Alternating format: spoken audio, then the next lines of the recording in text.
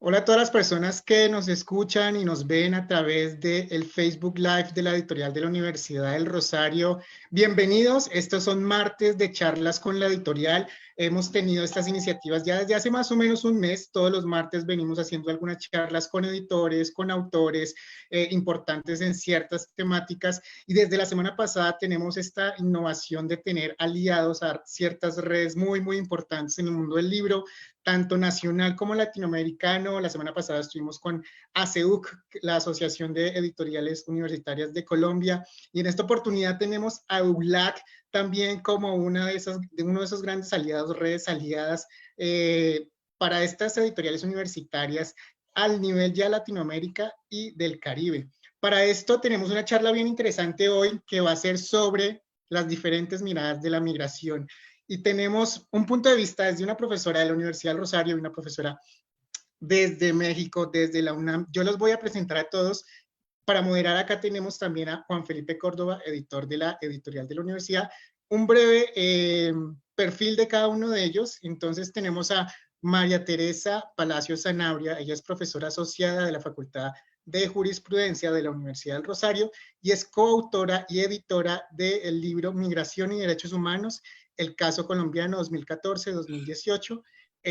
Una segunda invitada tenemos a Astrid Velasco. Ella es coordinadora de publicaciones en el Centro de Investigaciones sobre América del Norte en la UNAM, en México, y es directora editorial de las cartillas Migrario, producido por el mismo centro en la UNAM. Para esto tenemos aquí también para moderar la conversación, Juan Felipe Córdoba, director de la editorial de la universidad. Bienvenidos a los tres.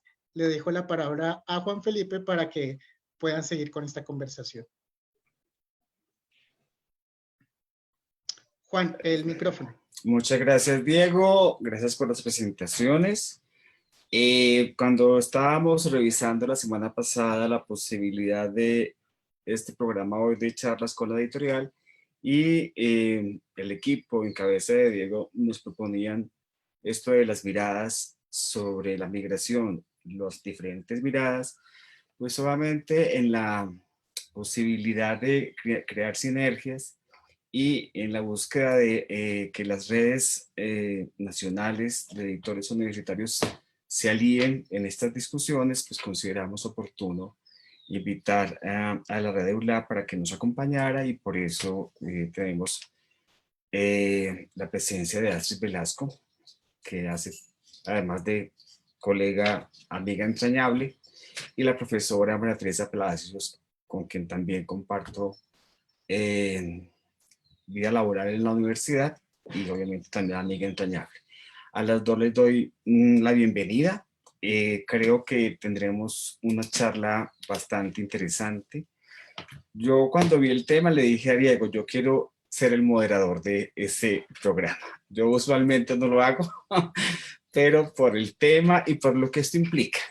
Tengo la fortuna de ser testigo de primera línea del proyecto de Migración y Derechos Humanos, el libro que se publicó el año pasado, en el que participa María Teresa y un grupo de investigadores y investigadoras, no solo de la universidad. Y también tuve la fortuna de conocer el proyecto Migrario, y tuve también, pues lo conocí en la FIL Guadalajara del año pasado, pero este año tuve la oportunidad de estar en un evento ya para revisar el detalle de cómo fue construir editorialmente hablando estas cartillas. En conversación que sostuve con María Teresa hace poco y con María Lucía Torres Villarreal en la universidad para presentarle la posibilidad de construir un proyecto conjunto, o sea, la cartilla Migrario más el libro que yo tuve entre mis manos el año pasado, yo vi la oportunidad maravillosa de empezar a sumar, editorialmente hablando. O sea, ¿qué podemos construir con lo que estamos produciendo en estas universidades, en el CISAN, en la Facultad de Jurisprudencia de la universidad? ¿Cómo podemos unir y construir proyectos conjuntos para sacar mejores partidos y en un tema tan sensible como es la migración? Yo creo que la migración es un tema realmente coyuntural, creo que es muy importante. La migración no es un fenómeno exclusivamente de Colombia o de México, es un fenómeno mundial. Creo que es una cosa que tendríamos que atender todos, y parte del ejercicio que queremos proponer en esta charla con la editorial es pensar proyectos conjuntos, pero queremos oír de cada uno de ustedes pues aportes de lo que fue la investigación en el caso del texto de María Teresa y la investigación que se realizó para las cartillas migrario que produjo el CISAN en la UNAM. Astrid conoce de María Teresa porque yo le comenté a ella de tu libro, y María Teresa conoce a Astrid por las cartillas porque yo tengo, se las compartí. Hemos pensado en construir conjuntamente algo que nos parece importante, se los puedo ir avanzando, que es una cartilla para la mujer migrante. Parte de lo que evidencia el estudio de María Teresa y lo que yo escuché sobre el proyecto de las cartillas en la UNAM es esa población vulnerable que atraviesa territorios, que atraviesa lugares y que obviamente consideramos población vulnerable, y parte de la charla que quiero producir es ir modelando un borrador, esa cartilla, ese documento que podremos entregarle a las mujeres migrantes, las mujeres que atraviesan lugares y territorios, como para poder que garanticemos que estas lo pueden hacer de una mejor forma. Pero antes quiero proponerles el siguiente texto. Sobre la etiqueta del emigrante. Este es un texto de Bertolt Brecht que quiero que ustedes escuchen, y sobre eso empezaríamos la conversación con nuestras invitadas. Dice Brecht: siempre he creído que es falso el nombre que nos dan, emigrantes. Eso está bien para los que dejan su país, pero nosotros no lo abandonamos para escoger otras tierras. No llegamos a un lugar para quedarnos, si posible para siempre. Simplemente huimos, nos echaron, nos desterraron. No será un hogar, sino un exilio, el país que nos reciba. Sin tregua, muy cerca de la frontera, esperamos el día del regreso, pendientes de cualquier alteración al otro lado, preguntando con ansiedad a todos los que llegan sin decir ni olvidar nada. El silencio del Zoom no nos llega. Desde aquí escuchamos los chillidos de los campos. Nos sentimos con el rumor de un crimen que atraviesa la cerca. Con los zapatos rotos caminamos en la muchedumbre. Somos testigos de la vergüenza que agobia nuestra tierra. Pero ninguno de nosotros se quedará. La última palabra todavía no ha sido pronunciada. Este es el texto que quiero proponerles de arranque. Es un texto que realmente refleja el alma de una persona que podría estar caminando en este momento de un lugar a otro en búsqueda de una mejor situación. Entonces, quiero empezar con Astrid, para que Astrid nos cuente un poco su experiencia con las cartillas, con la construcción de las cartillas. María Teresa sabe algo de esa cartilla, pero pues solamente la piel, lo superficial que yo le pude transmitir con la emoción de poder pensar un proyecto conjunto entre la UNAM y la Universidad del Rosario y otros actores que queremos sumar al proyecto. Entonces, Astrid, para que nos cuentes un poco sobre lo que fue construir las cartillas migrario. Bueno, hola, buenos días. Hola, Juan Felipe, me da muchísimo gusto verte y conocerte también. A ti. Bueno, nosotros hicimos, a ver, espérenme tantito, nosotros les llamamos fanzines, 3 fanzines impresos y un cuarto en línea. La idea del proyecto fue que había unos proyectos del Consejo Nacional de Ciencia y Tecnología de apropiación social del conocimiento, y nos parecía que muchas veces las publicaciones académicas trabajan con los mismos académicos, con los estudiantes, pero que un beneficio social importante era trabajar con los que normalmente son nuestro objeto de estudio, en este caso los migrantes. Yo soy del Centro de Investigaciones sobre América del Norte y estudiamos, bueno, uno de los temas más importantes que estudiamos es la migración tradicional y la migración calificada. Entonces, cuando se nos ocurrió, bueno, fuimos dándole forma al proyecto. La verdad que fue un trabajo en equipo. Primero pensamos que era necesario hacer algo para los propios migrantes, pero no teníamos muy bien la idea de cómo hacerlo. Reunimos un equipo y trabajamos en equipo viendo cómo llegar a los migrantes. Habíamos pensado primero que necesitaban cierta información, pero no necesariamente la información que se recopila desde la academia, que sobre todo es información estadística, a veces testimonial, y bueno, pensamos que lo principal para este tipo de migración que sale por diversas razones y que enfrenta problemas, violencia, la posibilidad de morir en el trayecto por llegar a otro país, a tener mejores condiciones de vida, pues que lo más importante e inmediato era sobrevivir.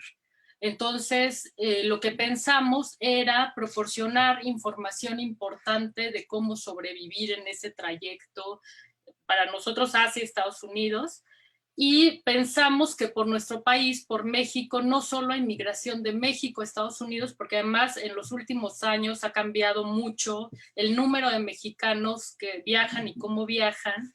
En general, ahorita la mayoría viaja de manera con una visa y simplemente se quedan, aunque no son todos, pero ahorita los mayores números están ahí, pero que por nuestro país pasa toda una migración que viene de América, de Centroamérica sobre todo, y que enfrentan todos los problemas. Entonces la idea fue hacer esto que tiene información importante para su sobrevivencia. Me voy a hacer un tantito para atrás para que los vean. Están divididos en ciertas secciones. La primera es prevención, no se ve, y entonces, bueno, son una serie de consejos de prevención. La siguiente es salud, y son como consejos de salud. La siguiente es derechos. La siguiente es seguridad. La siguiente son grupos vulnerados, que justamente pensamos en mujeres y niños, y población LGTB. Después hay mapas, por ejemplo, es de principales rutas de la migración a través de México, pensando en la peligrosidad, y después hay un directorio de instituciones que les pueden ayudar en su trayecto y que verificamos una por una que estuvieran funcionando. Pero, bueno, ahí hay una parte de identidad y una parte de no olvides. Todos están construidos así. El primero es tránsito, lo pensamos de la frontera sur de México hacia la frontera norte. El siguiente es destino, es el cruce de la frontera a Estados Unidos. Y el siguiente es retorno, que es retorno voluntario o deportación. Y la idea pues era dar estos consejos, pero bueno, lo más importante del proyecto fue que aunque nosotros escribimos los textos, los trabajamos directamente con grupos de migrantes. Entonces habíamos hecho todo un trabajo de redacción que al final casi que se fue a la basura, porque lo que vimos es que lo que nosotros pensábamos de los migrantes y lo que habíamos leído en la mayor cantidad de manuales, porque hicimos un trabajo de reunión de todos los manuales que se habían hecho para migrantes, es que no tenían que ver con la realidad del migrante. Entonces estuvimos haciendo grupos con ellos, grupos de trabajo para leerles los contenidos y para trabajar incluso también con los fanzines diseñados para que viéramos si se podían leer fácilmente, si los comprendían. Y bueno, al final fue un trabajo colaborativo con ellos, de redacción, de revisión también, que fue muy enriquecedor. Bueno, yo creo que esperemos que para ellos, pero para nosotros también, porque es la primera vez que yo trabajo con mi lector ahí haciendo algo editorial. Perfecto, Astrid. Para que retomemos un poco de lo que ella ha señalado, conozco un poco el caso de la migración que hay en Europa, sobre todo sobre el Mediterráneo, y los dispositivos que se han construido por diferentes organismos, donde lo que se intenta construir para estos migrantes son textos en varias lenguas.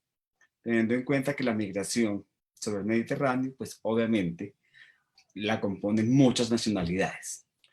Para el caso nuestro, pues puede ser que un porcentaje, yo lo desconozco, pero puede ser que un porcentaje muy elevado tengan como lengua el español, que les permita acceder a esta documentación, pero es para que tengamos eso en cuenta.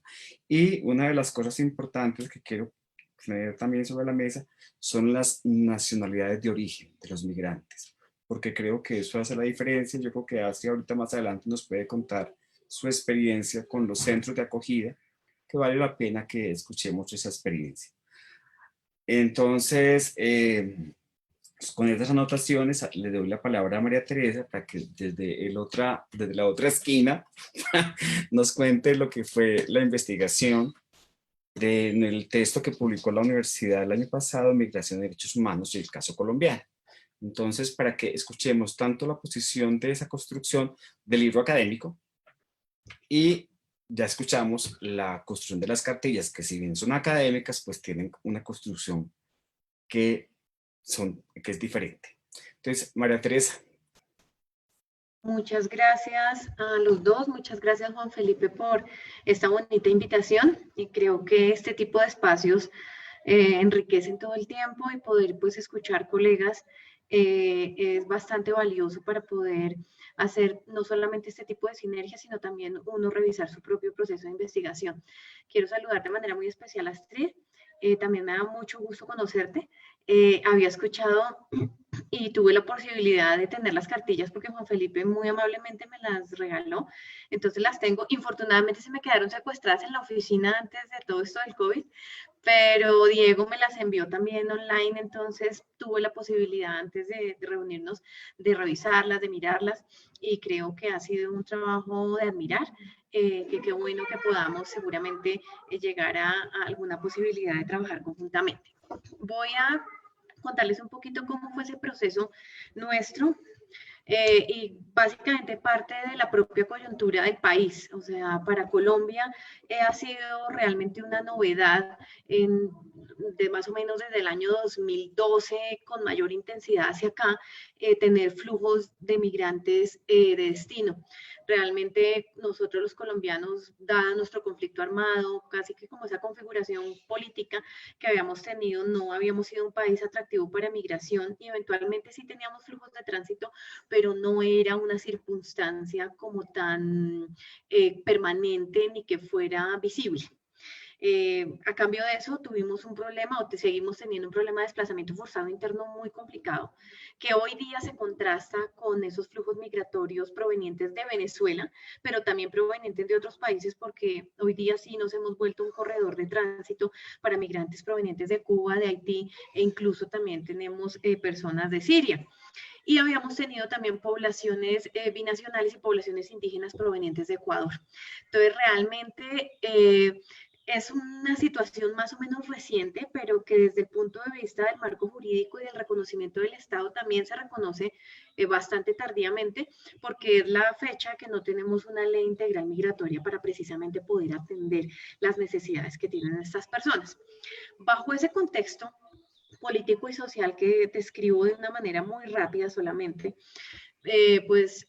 surge en el grupo de investigación la idea de hacer un trabajo de búsqueda sobre cómo se venían comportando esa migración en materia de acceso a derechos en diferentes zonas del país. Y la motivación proviene básicamente de que yo hice mi tesis doctoral en migraciones internacionales, y de que veníamos trabajando ya de tiempo atrás el tema del desplazamiento forzado, y encontrábamos que allí había como unos ejes seguramente comunes en materia de necesidades y acceso a derechos. En ese sentido, en el año 2017, surge la posibilidad de ir a un encuentro de investigación en el marco de una red de grupos y centros de investigación jurídica y sociojurídica, que hoy día ya hacemos parte de esa red hace 21 años, pues con una profesora que ya se retiró, pero pues que creo yo que fue la precursora de este tipo de sinergias entre investigadores dentro del país, que es Beatriz Londoño. Y en esa oportunidad se dio el tema de la migración y se puso en consideración de los investigadores de diferentes universidades la posibilidad de hacer por primera vez un trabajo conjunto a nivel nacional. Entonces era el proyecto que se llama Diagnóstico de la Migración con enfoque en derechos humanos en un periodo de observación muy específico, 2014 a 2018, y que tiene como uno de sus resultados de investigación el texto que Juan Felipe acaba de referir, que fue Migración y Derechos Humanos. Ese es uno de los resultados que sacamos. Creo que frente al trabajo de las cartillas, si bien hay distancias seguramente en las metodologías y en el lenguaje en el que se construye, también tenemos unos puntos de contacto que vale la pena tener en cuenta, y fue como eso, tratar de ver la necesidad del migrante en la elaboración del texto, aunque este texto es construido principalmente por investigadores de diferentes regiones del país. Para hacerlo corto, se sumaron a la iniciativa más o menos unas 21 universidades del país, de 6 regiones. Y trazamos unos ejes comunes donde proponíamos la realización de grupos focales, mesas de trabajo, para poder entrevistar población migrante, pero también organizaciones sociales que prestan atención a los migrantes, instituciones del Estado y organizaciones internacionales que también muchas veces como que suplen esa deficiencia que se tiene en el Estado. Esto fue una metodología común. Se diseñaron también unas herramientas de recolección de información como entrevistas semiestructuradas para poder tener de golpe y más información de funcionarios, de academia y de población migrante. Y esto también estuvo acompañado de un trabajo de brigadas de atención jurídica. Todo coincidió en ese año, que fue un trabajo de más o menos año y medio, pero todo coincidió en que a principios de 2018 logramos gestionar un acuerdo con el ACNUR para poder tener dentro de la universidad y dentro de la facultad una oficina de atención a población migrante desde el punto de vista jurídico, cosa que para nosotros, dado nuestro contexto migratorio, pues era novedoso, porque la población migrante sí acude a la Defensoría del Pueblo, a las personerías, acude quizá a las organizaciones sociales que les prestan atención, pero realmente en Bogotá fuimos la primera universidad prestando atención jurídica a la población migrante a través de un convenio con el ACNUR y una organización social que funciona aquí, que es Opción Legal. Entonces, esas cosas combinaron y pudimos como que nutrir ese trabajo de investigación de las brigadas de atención jurídica, que además en otras zonas del país con nuestros investigadores socios también se estaban realizando, como por ejemplo Cúcuta, como por ejemplo Costa Caribe, Antioquia, con la Universidad de Antioquia. Entonces eso nos ayudó a como poder tener más insumos para la redacción del documento. Finalmente el texto lo que buscaba era poder presentar unos diagnósticos en esas 6 regiones del país que se sumaron a la iniciativa y que básicamente lo que plasman es el estado de las cosas en ese momento, esa fotografía 2014-2018, pudiendo analizar el acceso a 4 derechos básicos que definimos entre todo el grupo de investigadores. Nosotros hacíamos unas reuniones de seguimiento mensual, de coordinación nodal, entonces trabajábamos por regiones, pero había un representante de esa región por nodo, y entonces nos reuníamos 6 personas una vez al mes para hablar un poco y socializar sobre esos hallazgos de investigación que teníamos, realizando las mesas de trabajo, de la búsqueda de información de fuentes primarias, todo esto, como para poder trazar ejes comunes. Y dentro de ejes comunes se definieron 4 derechos. Se definió el tema del derecho a la salud, que sentíamos que era un tema muy sensible a nivel nacional, el derecho al acceso a la educación, el derecho al acceso al trabajo, pues que claramente es uno de los derechos que limita el acceso a otros, y el acceso a la justicia, porque considerábamos también, esto fue como una intuición y casi que una hipótesis de la investigación, que el acceso a la justicia, por el marco normativo que teníamos constitucional, no debía limitarse independientemente de la condición jurídica de la persona. Entonces, quisimos, pues, como con esos 4 derechos, ir a realizar esa investigación y contrastarlo con esas metodologías o esas herramientas que señalé hace un momento. El resultado de esa investigación es que efectivamente confirmamos la hipótesis de que el marco jurídico nuestro normativo colombiano era muy débil y básicamente las medidas que se estaban tomando para atender a la población migrante eran medidas de coyuntura a raíz pues de el flujo de venezolanos que estaban ingresando al país. Entonces el Ministerio de Salud saca unas resoluciones y salen circulares, lo propio hace el Ministerio de Salud y digamos que se tratan de buscar como soluciones muy mediáticas a la situación, pero sin que haya un marco jurídico estable, donde además encontramos bastantes asimetrías en materia de atención entre, por ejemplo, lo que es Bogotá y lo que son otras regiones del país, como Cúcuta, que es una de las ciudades que recibe, digamos, de primera mano mayor cantidad de migración porque se encuentra en frontera. Entonces, pudimos constatar que efectivamente se requiere de un marco jurídico más sólido. Y otro eje interesante de la investigación fue la identificación de buenas prácticas locales. O sea, el texto está redactado desde lo local, o sea, desde abajo hacia arriba.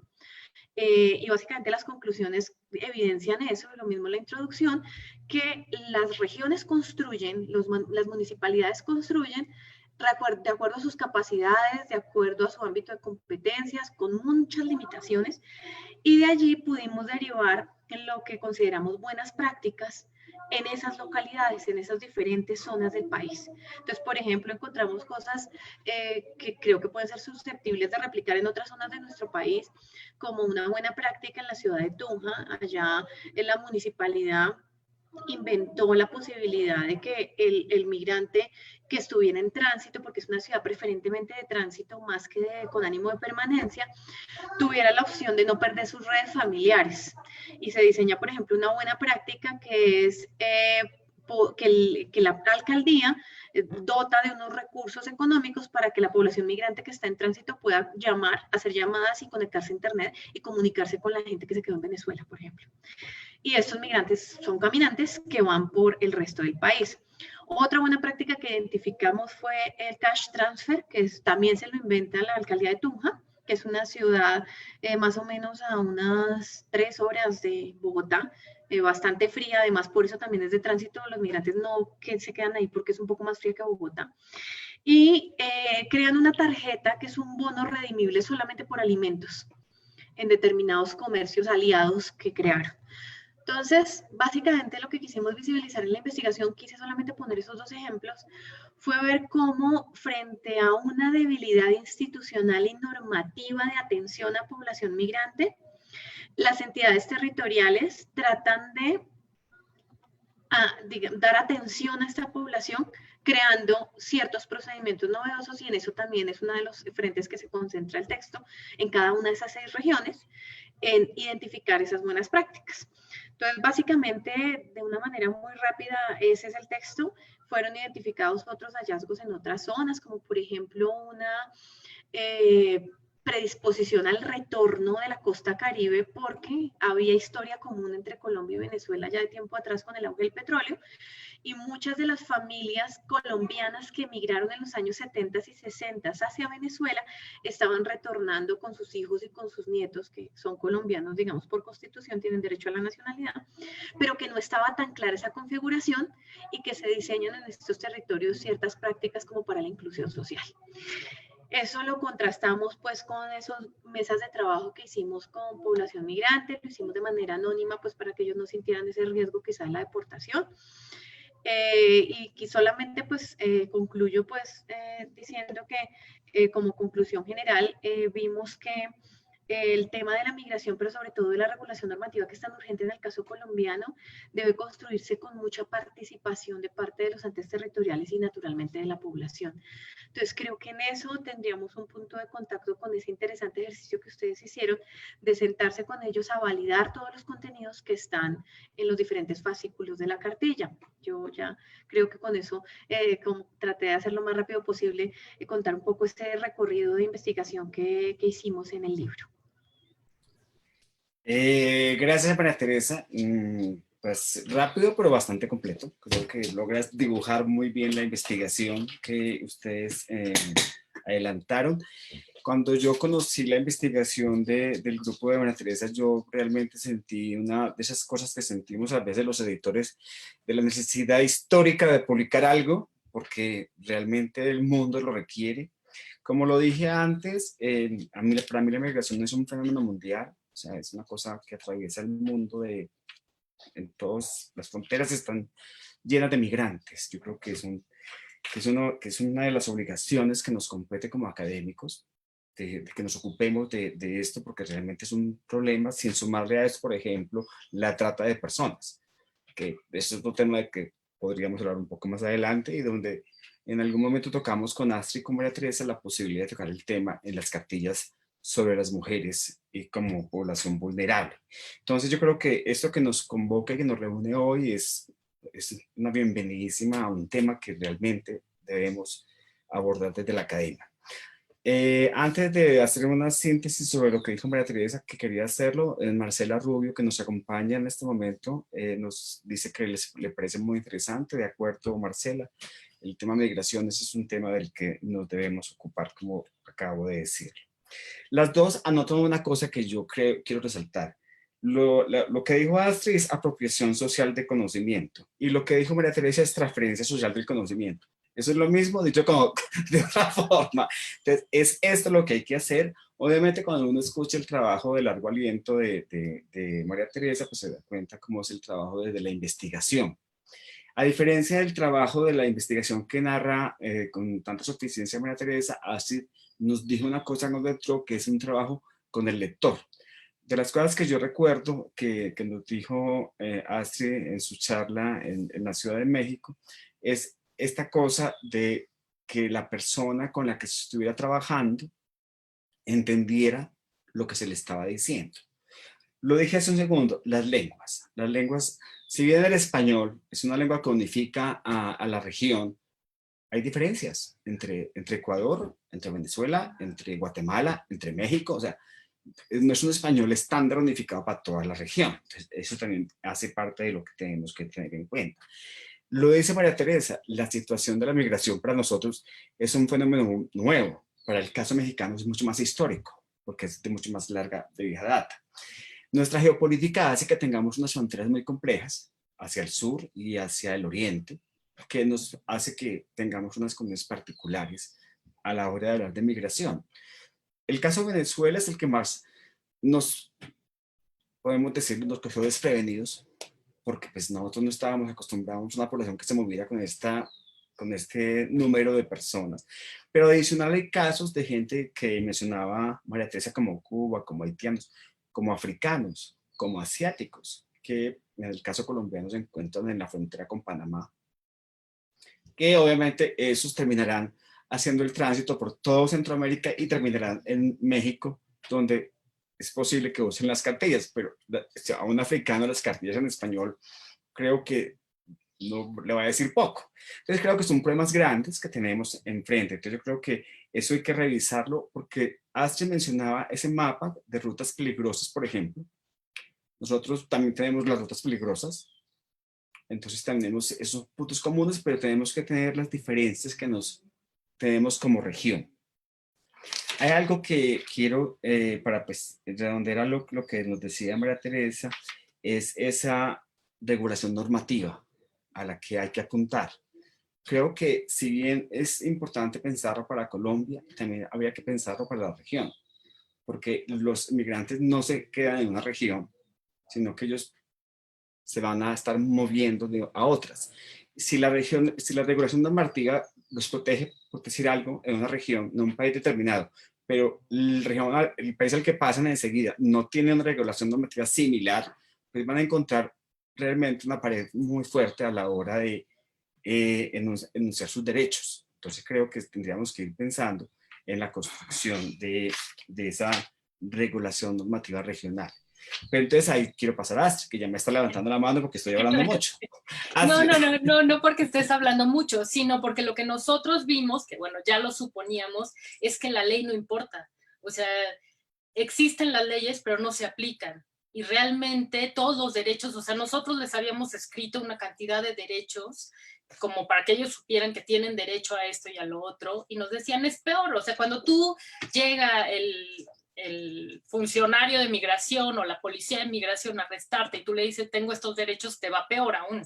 Entonces, el problema no es la legislación, que bueno, sí, siempre legislaciones que sean más amplias, más comprensivas, todo es mejor, pero el problema es la aplicación de esa legislación y de que los oficiales de migración, la policía de migración, realmente respete los derechos que tienen los migrantes, que no sucede, por lo menos ni en México ni en Estados Unidos sucede. Y cuando nosotros las hicimos, enfrentamos cambios en todas las leyes migratorias y ahorita yo creo que habría que adaptarlas también con todo lo que está sucediendo.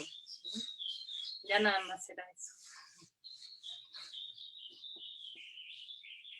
Sí, yo creo que eso que tocas es un punto importante, pero antes de que avancemos un poco en la construcción, yo quiero retomar un poco la experiencia con la población con la que ustedes trabajaron.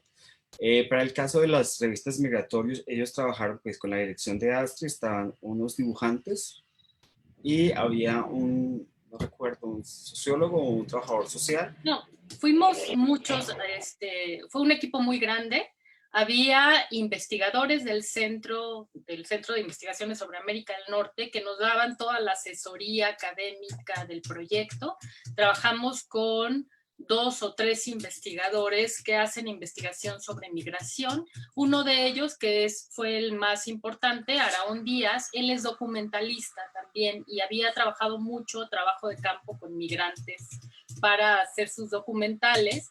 Y además trabajamos con 2 ilustradores, con una diseñadora, 3 editores, y tuvimos becarios y gente de servicio social. Entonces, lo primero que hicimos fue hacer una investigación, tener sesiones con los investigadores sobre el problema y además teníamos reuniones semanales con todo el equipo de trabajo y, por ejemplo, la diseñadora y los ilustradores aportaron muchísimo. La diseñadora había trabajado, porque además pensamos en cómo elegir el grupo de trabajo, ella había trabajado en muchos proyectos sociales también, igual que los ilustradores. Entonces fue muy importante cómo se fue conformando desde la parte editorial, porque, o sea, la ilustración no es un mero adorno, la ilustración tiene que tener también su discurso, igual que el diseño. Entonces, el tamaño y todo lo pensamos para que esto lo pueda imprimir quien sea en una tinta o en las tintas, bueno, está impreso a 2 tintas, pero que lo puedan imprimir en una tinta, en una impresora casera y doblarlo y tenerlo. Entonces lo pensamos, tuvimos asesores externos porque nos vinculamos con muchas organizaciones de todo tipo, con la Comisión Nacional de Derechos Humanos, tuvimos un asesor externo que trabaja también con grupos de migrantes en campo. Entonces todo fue pensado realmente en la gente, o sea, aquí toda la ilustración, por ejemplo, que son personas que van migrando, que van caminando, empiezan desde pocas personas hasta que al final, bueno, van cada vez más personas, en cada sección hay algo alusivo, si es derechos, y se pensó que lo más importante era la información, pero también pensamos que los migrantes tienen poco tiempo y a lo mejor también no todos tienen habilidades lectoras, entonces por eso trabajamos también todo el diseño con ellos. Lo habíamos hecho, por ejemplo, de manera diferente. Hicimos una sesión en la que ellos lo tenían que leer. Entonces ellos lo leían en voz alta y lo íbamos discutiendo y nos dimos cuenta que no podían distinguir los cambios de los párrafos. Entonces numeramos, aquí apenas se ve, numeramos cada uno de los puntos que de inicio no lo habíamos hecho para que encontraran la diferencia de un punto y de otro. Y fuimos discutiendo todas las palabras que no entendieran. Y por ejemplo, esto que dijiste de las lenguas hace rato, lo pensamos. Primero habíamos pensado hacerlo en español y en inglés, pero luego también tenemos toda una cantidad de lenguas indígenas, o sea, no solamente los españoles distintos, sino en México una cantidad de lenguas indígenas y de otros países que migran, o sea, en nuestros grupos de trabajo con migrantes teníamos un haitiano, había creo que un africano, yo no me tocó esa decir, porque además estuvimos trabajando primero como para acercarnos con ellos. Los ilustradores dieron un taller de dibujo y en el que se discutía sobre la identidad de los migrantes, porque además nosotros estábamos haciendo la distinción, bueno, tú eres cubano, tú eres salvadoreño, y ellos nos decían, al final todos somos migrantes. O sea, cuando tú llegas y te atrapa la migra o lo que sea, no importa si eres cubano, salvadoreño, venezolano o mexicano, eres migrante. Entonces, ellos se aprendían una cantidad de cosas para hacerse pasar por mexicanos dentro de México y no sabían también muchas cosas de la legislación, pero otras las manejaban mucho mejor que nosotros. Pero el problema es ese que dije al principio, que no se ejerce la ley, o sea, no se respetan los derechos de las personas. En ese texto que dijiste hace rato de la vergüenza, pues la visibilidad debería dar vergüenza realmente, porque el trato que reciben y lo que enfrentan es terrible. Y bueno, ya dejo hablar a los demás. Gracias, Astrid. Sí, yo creo que todo lo que estamos escuchando, lo que nos está poniendo sobre la mesa es una cantidad de trabajo más del que tenemos, porque es un reto enorme. O sea, esto no es tan bueno, lo vamos a hacer, lo vamos a hacer, pero hay que pensarlo. O sea, yo entiendo perfectamente lo que puede decir un migrante cuando se le dice que tiene derechos. Pero hay una cosa, por ejemplo, que es una de las cosas que debo hacer. Hemos hablado también con la Cruz Roja Catalana, que es también una amiga entrañable, Montse López, que trabaja con la población migrante que pasa por Barcelona, por Cataluña. Y cuando estábamos hablando con ella sobre las cartillas y sobre el texto de María Teresa, ella me dijo, hay una cosa que yo debo decirles.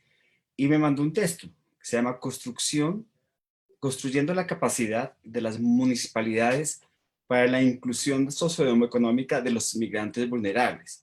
Porque ella me dice, todas las acciones que se hagan sin que se vincule el aparato del Estado, entendiendo que el Estado tiene que entender, sea la migra, sea la policía, o sea, tienen que entender que esta población es vulnerable y que tiene que ser atendida, pues todas las acciones que se hagan pueden quedar desdibujadas.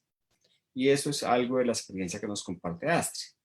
Entonces, porque obviamente entendiendo la migración como un fenómeno mundial, pues obviamente tenemos que buscar, como lo dije al inicio, sinergias. O sea, la posibilidad de dialogar con redes en todo el mundo que nos permita construir lo que queremos construir. Y aquí le doy la palabra a María Teresa para que nos comente un poco lo que ella nos quiere compartir. Sí, perfecto. Yo creo que Astrid toca un tema muy importante y es la renuencia a veces de las autoridades públicas de comprender el marco de los derechos, pero sobre todo de apropiárselos, ¿sí? Y creo que nosotros tuvimos una experiencia y la seguimos teniendo que es lamentable y es con el caso de los desplazados forzados internos, porque ahí sí tenemos un escenario muy distinto y es una norma muy completa, de hecho 2 normas, la ley de víctimas y la ley de desplazamiento interno, que es bastante antigua, pues desde el año 97, pero además de eso un montón de sentencias de la Corte Constitucional, que es nuestro juez, digamos, de control normativo y de garante de derechos, donde también hay un montón de tutelas y autos de seguimiento para el cumplimiento de los derechos de esta población. Y a pesar de todo ese marco normativo, que es una estructura muy compleja, la población desplazada sigue teniendo problemas estructurales en materia de acceso.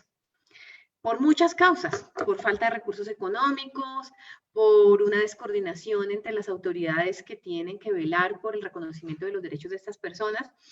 Entonces, creo que tenemos un espejo muy cercano, con la única diferencia con que aquí nunca se ha puesto en cuestión que tienen derechos porque es que son nacionales del Estado. En el caso de los migrantes, infortunadamente en el caso de Colombia hay una bajísima tradición al otorgamiento de la condición de refugiado, porque no eran muchos los solicitantes de asilo y de refugio, pues dada nuestra situación de conflicto. Y hoy día que venezolanos están solicitándolos, han sido los jueces los que han entrado a llenar esos vacíos normativos. Entonces creo que si bien la normativa a veces se hace insuficiente, creo que de todas maneras sigue siendo necesaria. Porque en el caso, por ejemplo, de los migrantes venezolanos, tenemos una situación que revictimiza precisamente por esa falta de estructura. Entonces, muchas autoridades públicas, como no existe una norma clara donde se le definan cuáles son los derechos de esta población, pues se abstiene de hacer uso de cualquier tipo de aplicación jurídica, a menos que un juez de constitucionalidad o un juez de tutela, que es nuestro amparo, se lo diga explícitamente. Entonces, creo que hay que hacer un trabajo y seguramente una herramienta tan útil como la de las cartillas es un trabajo pedagógico desde todos los frentes. Y es desde los frentes de que algo que decía Astrid que me pareció interesante y que rescata Juan Felipe, y era el interlocutor tiene que entender lo que se le está diciendo, pero creo que también esa labor de pedagogía hay que hacerlo con los funcionarios públicos. Nosotros hace muy poco, por ejemplo, teníamos una oportunidad de intercambio a través de unos diplomados que desarrollamos dentro de la universidad y era para capacitar en temas de migración a funcionarios de verificación migratoria de nuestra autoridad migratoria. Y nos llevamos una sorpresa que es lamentable y es ellos no saben que hay que aplicar marcos jurídicos de normas internacionales. Colombia tiene ratificados muchísimos tratados internacionales en materia de derechos humanos, pero, por ejemplo, la Convención de Trabajadores Migrantes y sus familias la tiene desde el año 95.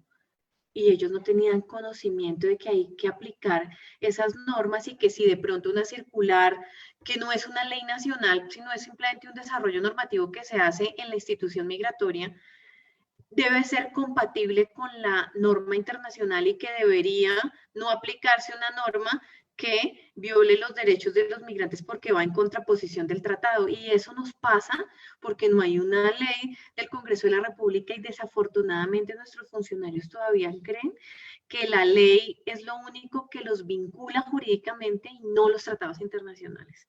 Entonces, en el caso colombiano sí hay que hacer como una apropiación de ese marco normativo y tiene que existir algo, porque los funcionarios por el miedo a los procesos disciplinarios que le abre la Procuraduría y por la angustia de no saber qué tienen que hacer, no hacen nada. Entonces simplemente no brindan información, no dan rutas de acceso y todo se queda como a un nivel muy inferior normativo que a veces no se conoce, como digamos, entre territorios. Entonces, creo que el trabajo pedagógico tiene que ser a todo nivel. En el caso colombiano, nosotros en el grupo sí insistimos mucho de que tiene que haber un marco normativo de protección porque el funcionario no aplica la Constitución de manera directa, a pesar de que los derechos están en la Constitución, en el artículo 100, en el artículo 13, pero ningún funcionario público de verificación migratoria ni de que esté en frontera acude al texto de la Constitución para decir que los venezolanos deberían tener derecho a, etcétera, etcétera, etcétera. Pero creo que ese desarrollo normativo que nosotros, de hecho, estamos incidiendo para impulsarlo en el Congreso colombiano, debe ir acompañada también de esa labor de pedagogía, de conocimiento y de responsabilidad en el momento de aplicar las obligaciones internacionales y también las que algún día ojalá podamos desarrollar en nuestro marco normativo. Perfecto, María Teresa. Yo creo que pues todo lo que nos han dicho, lo que nos pone es más trabajo que queremos hacer además. No es un trabajo que realmente yo como ciudadano del planeta creo que es importante asumirlo. Retomando los aportes de cada una de ustedes, yo creo que podemos comprometernos, yo creo que podemos hacerlo, a pensar en instrumentos, en cartillas, en fanzines, para poderlo decirlo como lo dicen en México, en fanzines, cartillas para varias poblaciones. Yo creo que los funcionarios, y María Teresa lo reitera, son claves a la hora de pensar en los migrantes. Hay que empezar a construir una batería de instrumentos que nos permita trabajar con ellos, además de la formación que uno les puede impartir. Pues yo creo que uno como Estado sí podría entregarle documentos, unas cartillas simples, para recordarles que el asunto es más allá de simplemente decirle, no, te tienes que ir, no eres de este lugar. Entonces yo creo que eso nos reta a pensar ya no solamente en la cartilla para las mujeres como población vulnerable, sino a las mujeres y a los niños. Creo que los niños también hacen parte, porque me contaba hace un momento que había niños que estaban dentro de los centros de acogida, y en el caso colombiano pues eso era evidente, los que veíamos la población en las calles, por ejemplo en la ciudad de Bogotá o en la ciudad de Medellín, y en la costa caribe, en algunas como Barranquilla, por ejemplo. Entonces yo creería que podríamos empezar a construir entre la UNAM, entre la Universidad del Rosario, en particular el CISAN en la UNAM, la posibilidad de ir pensando unas cartillas que atraviesen fronteras, que puedan ser pensadas y usadas no solamente en Colombia o en México, sino que puedan ser usadas en Panamá, en Costa Rica, en Nicaragua, en El Salvador, en Honduras, en Guatemala, y también puedan ser adaptadas posteriormente en España, en Marruecos, o sea que la gente las pueda usar.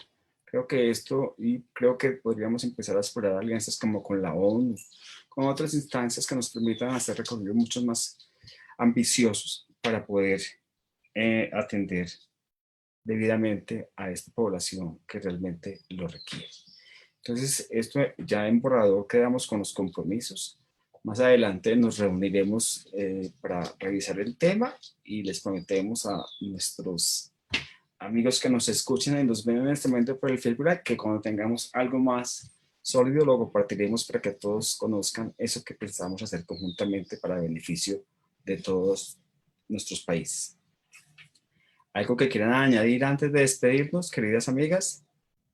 Bueno, yo también que hay que tomar en cuenta, o sea, no solo la legislación o la falta de derechos, sino también la impunidad y todo el crimen organizado que está ahí, como dijiste hace rato, con la cuestión de trata.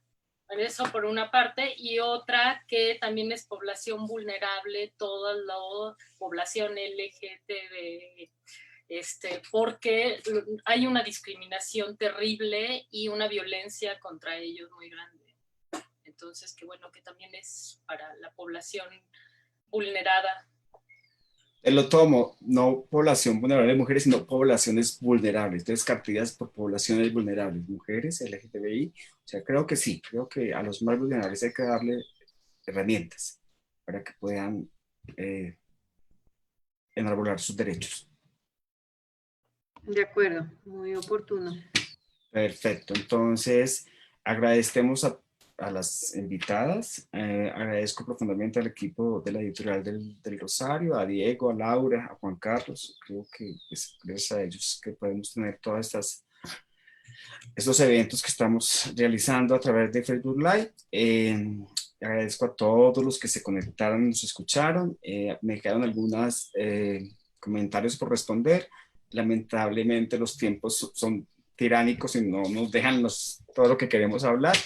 Nuevamente les agradezco y esperamos vernos pronto en Facebook Live con todos ustedes. No, gracias a los dos y esta bonita oportunidad de conversar.